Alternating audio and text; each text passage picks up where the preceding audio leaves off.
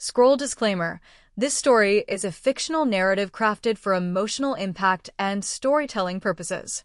While it may reflect real-life situations and sentiments, all characters, names, and incidents are either products of the author's imagination or used fictitiously. Any resemblance to actual persons, living or dead, is purely coincidental. The story is intended to inspire, entertain, and touch the hearts of its readers. I moved into the quiet cul-de-sac on a cloudy Thursday morning. The kind of day that matched how I felt inside, gray, heavy, unsure. My name is Emily, and after walking away from a toxic 10-year marriage, I had hoped this small suburban neighborhood would be the peaceful restart I so desperately needed. But peace is strange when you've lived in chaos for so long. Silence can scream. I didn't want to know anyone. I didn't want anyone to know me. I kept my head down, blinds shut, and interactions short. The house was old, a little run down, but it was mine. Mine alone. And that, at least, gave me comfort. Across the street lived an elderly man. I noticed him the day I arrived. He was standing in his driveway, arms crossed, watching silently as the movers unloaded my boxes.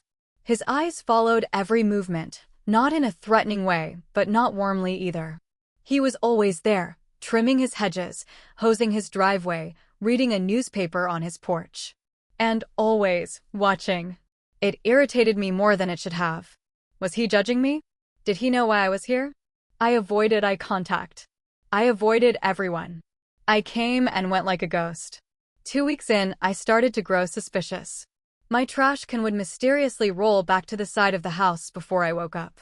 My mailbox never overflowed, even if I forgot to check it for days. Once, I found a bag of groceries at my door: milk, bread, eggs. No note. I chalked it up to a delivery error and returned the items to the store. I didn't need anyone's charity. And yet, deep down, something didn't feel wrong about it. Just unsettling. I began to suspect the old man, Mr. Thompson. I later learned from the mailbox label. His quiet gaze, always seeming to know more than he let on, unnerved me. I hated how easily he disrupted the walls I had carefully built. One afternoon, I caught him sweeping leaves from the sidewalk in front of my gate. I opened the door slightly, keeping the screen between us. "You don't have to do that," I said, not hiding my suspicion. He looked up, smiled faintly. "Just trying to keep the neighborhood clean." His voice was soft. Kind, even. But I wasn't ready for kindness. Not from strangers. I nodded curtly and closed the door. For a long time, I had lived on defense, waiting for betrayal, expecting disappointment. That's what love had taught me. That's what pain had conditioned me to believe. And this man, this neighbor with his quiet gestures and persistent presence, was breaking my pattern. I didn't like it. Not yet. But something inside me, some small, forgotten part, was curious. Maybe even hopeful. The days turned into weeks, and fall settled over the neighborhood like a soft blanket. Leaves scattered the sidewalks, the air grew crisp, and people put up decorations on their porches. I stayed inside, watching from behind curtains, as though life was something that happened to other people. But despite my best efforts to stay isolated, things kept happening. Little things. I would wake up and find the front yard raked clean, even though I hadn't touched a broom. My porch light, which flickered annoyingly at night, was somehow fixed one morning. And the groceries, once, maybe a mistake, but now I was sure. A small brown bag showed up again. This time with fresh fruit and tea. Still no note. Still no clue. I started checking my security camera footage, finally using the system I'd barely bothered to set up. But it was no help. The motion-activated light didn't catch anything. The camera angle was just a little off. Conveniently off. Or perhaps intentionally. The logical side of me said to be alarmed. Someone was coming to my house while I slept. But strangely, I wasn't scared. I wasn't even angry. Just unsettled. One Saturday morning, I was sipping coffee by the window when I saw him again, Mr. Thompson, out front, brushing dust off his mailbox. His movements were slow, deliberate. He paused and looked toward my house like he always did. Our eyes met for half a second. He raised a hand. I didn't wave back. I wasn't used to being noticed without being used. My past had made me cynical of kindness. What did he want from me? Why did he keep looking out for me without saying a word? I kept telling myself it was nosiness. Maybe guilt. Maybe just an old man with nothing better to do. I made excuses for him, because admitting that he was simply kind didn't fit my worldview. Later that day, I opened the mail and found a small envelope tucked between two bills. It was from the neighborhood association, welcoming me formally and inviting me to a potluck next weekend. I rolled my eyes and tossed it in the trash. But I noticed something on the back, handwritten. If you ever need anything, don't hesitate to knock. T. My fingers froze. T. Thompson. I looked across the street. His porch light was on. Curtains drawn. The house looked still. Calm. Just like always. Was this his way of breaking through? Of reaching out? It would have been easy to ignore. To pretend I hadn't seen it. To keep hiding behind my carefully built loneliness. But I didn't throw the envelope away. Instead, I placed it on the fridge with a magnet. And every time I walked past it, I glanced at that single letter, T. I didn't know what it meant yet. But the cracks had begun to show. And something in me was starting to shift. It had been raining all day. Not the kind of dramatic, thundering storm you see in movies, just a slow, relentless drizzle that soaked everything in silence. The air was cold, and the clouds hung low, making even midday feel like dusk. I had spent most of the afternoon curled up on the couch, lost in a book I wasn't really reading. My thoughts kept drifting to the groceries, the trash bin, the neatly trimmed lawn, and that simple handwritten note on the back of the envelope. T. That letter had stirred something. Something I wasn't ready to name. Just before sunset, I remembered I'd left a package outside. I didn't want it to get ruined, so I pulled on a hoodie and stepped onto the porch. The wooden steps, slick from the rain, greeted me with a cruel surprise. My foot slipped. The next thing I knew, I was falling fast and hard. My elbow scraped against the railing, and my ankle twisted beneath me. Pain shot through my leg as I landed on the cold, wet concrete. For a moment, I couldn't breathe. My vision blurred, and all I could hear was the patter of rain on the leaves and the dull throbbing in my ankle. I tried to sit up, but my leg screamed in protest. A wave of panic began to rise in my chest. I was alone, injured, and no one knew. Until I heard footsteps. Then a voice. Calm, firm, and unmistakably familiar. Emily? I looked up and saw Mr. Thompson standing at the edge of my yard, holding an umbrella. His face was drawn with concern. I'm fine, I lied, trying to push myself up. But he didn't listen to my pride. He moved quickly, faster than I expected for someone his age. He handed me the umbrella, then crouched down beside me. Don't move, he said gently. Your ankle's swelling already. Let's get you inside. I can manage. No, you can't. His tone was kind, but unwavering. It wasn't a command. It was care. Before I could protest further, he helped me up with surprising strength, slipping one arm around my back and supporting my weight as we slowly climbed the steps. Every movement hurt, but his presence made it bearable. Inside, he helped me to the couch and fetched a towel from the kitchen. How did he even know where they were? I didn't ask. I was too tired to ask. He wrapped the towel around my wet shoulders, then knelt down with a small first aid kit from his pocket. A bandage. A cold compress. Steady hands. No questions. No judgment. Just quiet, unwavering kindness. As he finished wrapping my ankle, I finally looked at him, really looked at him. His eyes were soft but tired. The kind of tired that came from years of watching people walk in and out of life. Why are you helping me? I asked, barely a whisper. He smiled faintly. Because you remind me of someone. And because no one should feel alone when they're hurting. I didn't know what to say. So, I said nothing. But inside, something cracked open a little wider. And this time, I didn't try to seal it shut. After the fall, everything changed. It wasn't dramatic, no grand declarations or emotional outbursts.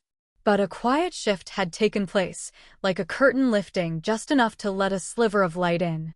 Mr. Thompson came by the next morning with a thermos of hot tea and a small tray of buttered toast. I figured you wouldn't be moving around much today, he said, placing the tray on my coffee table like it was the most natural thing in the world. I could have said no. Could have closed the door and gone back to my quiet cocoon. But I didn't. Something about the warmth in his gesture made it hard to resist. So, I invited him to sit. That first morning, we barely spoke. He sipped his tea and read the newspaper he'd brought with him. I sat with my leg elevated, staring at the steam rising from my mug, wondering how we got here. But it wasn't uncomfortable. It felt safe. The next day, he returned again. And the day after that. It became a quiet ritual: tea, toast, and the slow blooming of conversation. I learned that his full name was Henry Thompson and that he'd lived in the neighborhood for over 40 years. He'd retired from teaching high school science and lost his wife, Margaret, 2 years ago. She was the talker, he said with a chuckle. I was always the listener. He didn't pry into my life. He never asked why I moved or what I had left behind. Instead, he told stories, soft, winding memories of simpler times. He spoke about Margaret's love for gardening, her obsession with mystery novels, and how she used to bake cookies for the entire street during the holidays. She would have loved you, he said once, his eyes clouding just a bit. I wasn't used to such gentleness. I wasn't used to being seen, much less valued, for simply existing. Every story he shared wrapped around me like a patchwork quilt, stitched with patience and warmth. And little by little, I found myself opening up too. I told him about my childhood in Ohio, how I used to draw in the margins of my school books. I told him about the day I left my husband, about the silence that followed, and how this house was supposed to be a clean slate, but instead, it felt like exile. He listened. Really listened. Not like someone waiting to speak, but like someone who knew what silence could cost. One morning, as we sat watching the rain beat against the window, he said, "You know, Emily, loneliness doesn't always look the way we expect. Sometimes it lives in full houses. And sometimes, it lives right across the street." That line stayed with me long after he left. What started as reluctant tea with a stranger had become something much deeper, a quiet friendship, unspoken but undeniably real. I still kept my curtains drawn most days. But I always left the porch light on now, just in case he stopped by.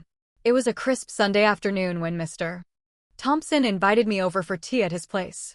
The air outside was brisk, but his home was warm, filled with the scent of chamomile and old books. I hadn't set foot inside another person's house since moving into the neighborhood, and yet here I was, feeling strangely at ease. His home was like a time capsule. The walls were lined with shelves packed with faded hardcover books, small trinkets from decades gone by, and framed photographs, dozens of them. Smiling faces, holiday dinners, a younger Mr. Thompson in a corduroy jacket, and beside him, always, a woman with warm eyes and a contagious smile. "That's Margaret," he said, noticing my gaze linger. She had a way of making a house feel like home. I smiled, taking a seat on the plaid couch as he poured the tea. We chatted lightly, but I found myself more distracted than usual. The house felt oddly familiar. Not in its layout, but in its energy. And then, when he stepped out to get some cookies, I noticed a photo album lying slightly open on the end table. Curiosity got the best of me. I reached for it and carefully turned the first few pages. The photos were black and white at first, then full color. Summer barbecues, birthday parties, a tiny dog in a Christmas sweater. And then I turned to a page that made my heart skip a beat. I recognized the background instantly. It was my house. The one I lived in now. The exact same porch. The same crooked railing. And in front of it stood Margaret, holding a tray of cookies, smiling as children played behind her. I flipped through more. My house again. Decorated differently, but unmistakably mine.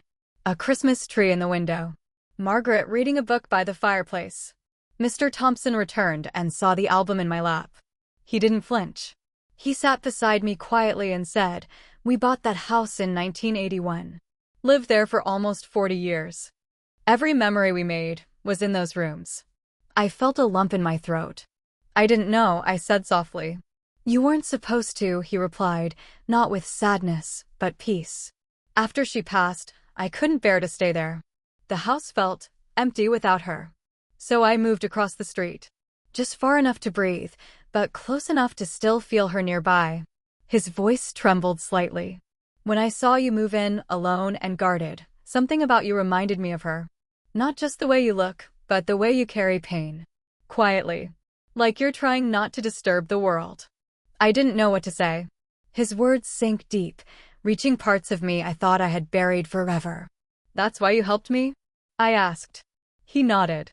I couldn't let that house become cold. And I couldn't watch someone drown in loneliness when I knew exactly how it felt. We sat in silence for a while. But it wasn't awkward. It was understanding. I had thought I was alone.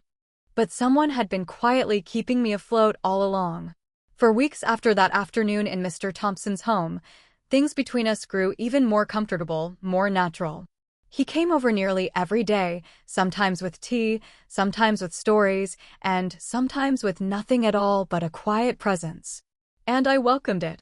The loneliness that once wrapped around my house like ivy had begun to loosen. Even the silence felt different now. Less like isolation, more like peace. Until the morning he didn't show up. It was a small thing at first. I made 2 cups of tea out of habit, one for me, one for him, and waited. I sat by the window, watching the empty street. Maybe he was busy. Maybe he was sleeping in. But by noon, something didn't feel right. Mr. Thompson was nothing if not consistent.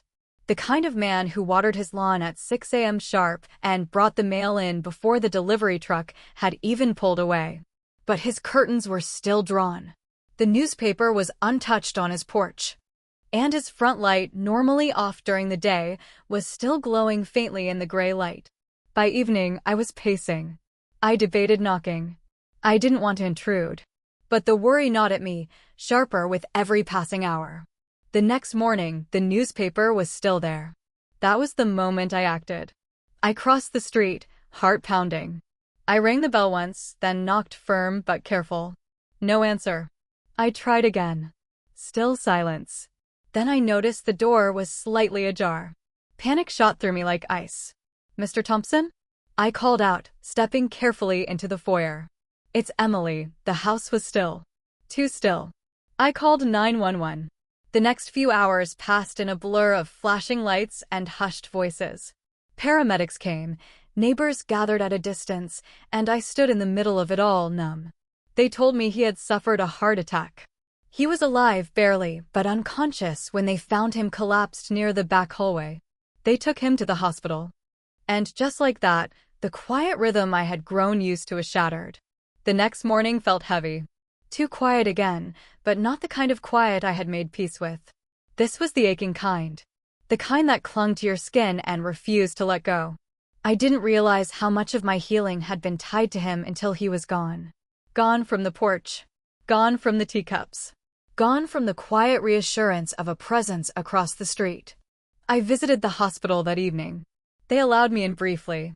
Machines beeped steadily beside his bed. His face was pale, his body still, but his presence filled the room. I'm here, I whispered, my voice cracking. I didn't cry, not then. But something in me trembled. Because in his absence, I understood something I hadn't before. He wasn't just a neighbor. He had become something like family. And I wasn't ready to lose that. Hospitals have a way of making time feel elastic. 1 hour stretches like 5, and yet entire days can disappear in a blink. I visited Mr. Thompson every day. Some visits lasted 15 minutes. Others hours. He rarely stirred. The beeping machines and gentle hum of the monitors became the new soundtrack to our tea-less conversations. I brought flowers one morning, bright yellow ones, because I remembered him once saying Margaret liked those best. I placed them near the window. I left him a note on the bedside table. Nothing dramatic, just a simple line. I miss our mornings. I didn't know if he would ever read it. At home, his house sat quiet and closed, a stark contrast to the life it once radiated. But I couldn't bear to let it fall into disrepair. So I started small. I swept the leaves off his porch. I watered his lawn. I brought his newspaper inside and placed it in the mailbox, as he used to do for me. Then I cleaned his bird feeder, trimmed the edges of the hedges, tended to the little garden bed on the side of his house that still had struggling marigolds. Neighbors noticed. Some nodded. One offered to help. I politely declined. This wasn't a favor. It was something more.